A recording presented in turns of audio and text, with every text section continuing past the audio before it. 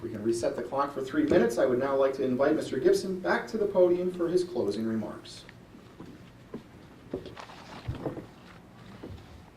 Well, thank you again, everyone. That was exciting, somewhat therapeutic, and I appreciate the opportunity to stand before you here today. I'm serious about this effort to run for the state senate again. I've been there. I've seen what this place is like. I understand how this system works. I understand that it is corrupt to the very core. And the voters this year are going to have to make some serious decisions at all levels of government. Are we going to elect people that are committed to fighting against the status quo, regardless of what party they're in, holding people accountable, passing campaign finance reform, converting to a public financing system so that anybody who wants to run for office has the ability to do it without having to know any rich people, getting serious about cleaning up our environment so that our drinking water is not put in jeopardy, getting serious about protecting a woman's right to choose so that we never lose that opportunity, getting serious about making sure that we do everything we possibly can here to improve the quality of our public schools. Stop blaming the teachers. Stop blaming the administrators. Start blaming the elected officials for not doing what is necessary to change the system. The system is making an awful lot of people rich, and it's not you. It's the elected officials.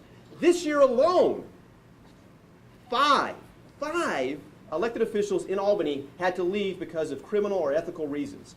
3 of them were convicted to prison sentences.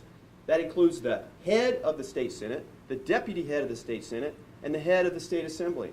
In the last 10 years, 34 elected officials in our state legislature have had to leave for criminal or unethical reasons.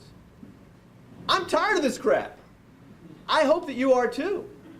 If we don't elect new people, I guarantee you that the system will not change. Name an issue, any issue you have right now that you would like to see fixed in Albany. It will not change until we elect people that are committed to campaign finance reform, get the big corporate money out of our government. I sent a letter to Governor Cuomo a few months ago asking him to call a special session to close the LLC loophole, which would do exactly that. We have the power to do this. We have the power to cut big corporate money out. We have the power to stop this. We have the power to change the way that we legislate so that the power is put back in the hands of the people. Let's do it. I'm in for it. And I hope you are too. It's always a pleasure to be here. Thank you very much. First of all, I want to thank my family for being here because I always forget, and my staff. You guys, I couldn't do it without all of you as a team. And you know, they talk about campaign finance reform. That would cost the taxpayer $200 million. That's the last thing that we want to do. That's ridiculous. And I'm on the term limit bill because if you think about corruption, look how many people have been there for such a long time. I've signed on to the bill for term limits for leadership and term limits for legislators because you know it gives somebody else a chance to have fresh eyes on this, on what's going on in Albany. I'm not afraid to speak up. In fact, one of my favorite things that happened this last year, I had 2 senior members say to me, one at the end of session, the last day, talk to my staff and tell them, you know what, Sue gets up in our room because you guys aren't privy to what goes on in our conferences. In my Republican conference, and he said, she stands in that corner of that room, she looks out at all those old guys, and she tells them exactly what she thinks, and not afraid to do so, even if it's a difference of opinion. So many things have happened this year. Common Core was something that I had spoken to many people about. Common Core is not going to exist as we know because of my voice in the legislature. I was relentless. I fought for our seniors. I was honored to be the chair of the Aging Committee. And I fought to have money for them, for our veterans, for Lyme disease, as I mentioned before. And also, one of my favorite things to say is we need to take the R's and the D's out of the room. That's the biggest problem in Albany because, you know, somebody from the other party could have a good idea, but it doesn't come together because of that. So until that happens, we're not going to see changes. You have to be able to work on both sides of the aisle, which I'm very proud of that I've been able to do that and pass quite a few of my bills as well.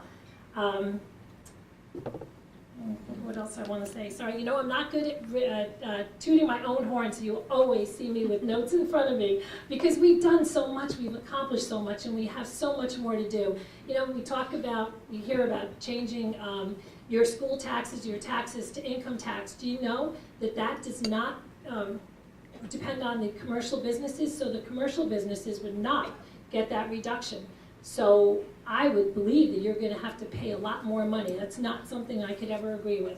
We do have to work on reducing our taxes, and we're getting there. We're creating jobs. Look at the Poughkeepsie Journal, had great ads in the paper about how many jobs that are coming to the area. I went out to Dover the other day talking to the supervisor, and she had a job coming in, a group, and they originally said 700 employees. They have 1,400, and we're seeing that happen throughout the county. And I see my time is running up, but I just want to thank you, and I hope you give me the honor and the privilege to serve as your state senator, because I've listened to all of you in this room. I've gone throughout the county talking to many of you and fought for what's going on for us. I always say Albany lives in a bubble. We have to get out of that bubble and come back to our constituents. So thank you very much, everyone.